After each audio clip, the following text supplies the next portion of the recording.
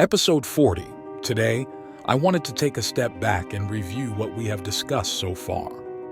Welcome back to In Search for Tontonteac. Let's start by stating that in the Coronado journey, which occurred from 1540 to 1542, the Forlani map of North America by Zaltieri in 1566, only 14 years later, has Quivira and Tontonteac already on these maps. Was this map just sitting by waiting for the Coronado expedition to be finished to quickly finish the map? So within 14 years, the information made it back to Mexico, and then back to Zaltieri, and then published. Seems like quick work for the 1500s. We have heard from several authors who have told us stories that occurred during the Coronado expedition. We were told that the neighbors of Quivira were in trades with Cathy from John Ogilby. We were also told that the people in Quivira, or potentially their neighbors, were of Cathy or Tartar descent.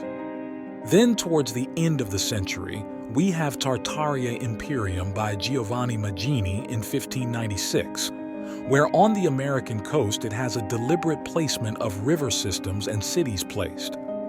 Then, in 1598, On America by Sebastian Münster shows a great deal of these regions and these cities. Continuing into the 1600 through up to the 1700, Quivira, Tontonteac, Tom, Teguayo, and Anian regions. For over 200 years, these locations were placed in the same locations, and it wasn't until 1700 and really the 1800s that we start seeing these names fall off the maps. Now remember, it wasn't until the 1800s that we really started exploring beyond the Mississippi. So for over 250 years, these areas were being lived in and moved through by various different people. Today, we are given a story which is completely different than what is expressed in maps and in their own dialogue.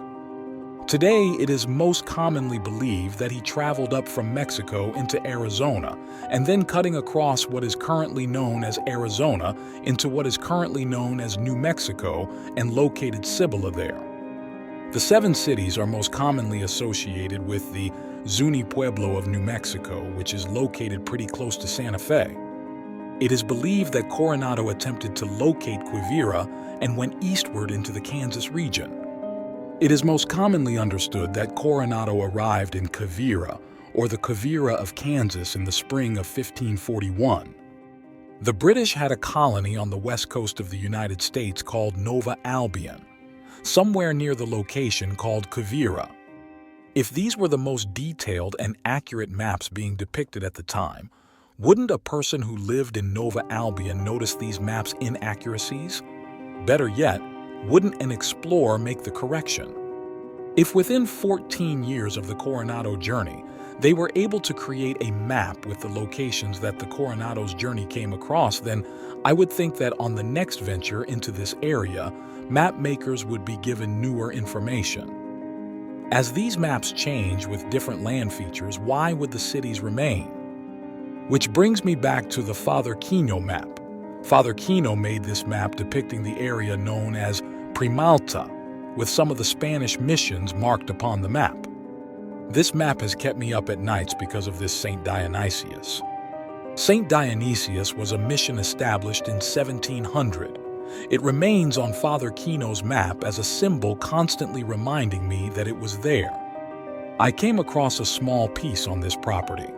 Above the Gila's mouth on the Colorado was placed the mission of Saint Dionysius with the date 1700. The ruins of this mission were found by E. Morge in 1846. Today, Yuma has another mission known as Mission Puerto de Purísima Concepción. However, when this mission was built, it was built on the California side. While doing this, I found that Pedro de Tovar, who was a friar, established 3 different missions in the Hopi villages in northern Arizona. Tovar had helped establish Oraibi, Jedito, and Second Mesa, which were all destroyed by the Pueblo Revolt of 1680. Mission San Jose de Tumacacori, Mission Los Santos Angeles de Guevavi, Mission San Xavier del Bac, Mission San Cayetano de Calabazas, and Mission San Jose de Tumacacori are all missions built by the Jesuits. Now what we have learned about missions is that missions were established in locations with large populations with the intention to convert people into Christianity.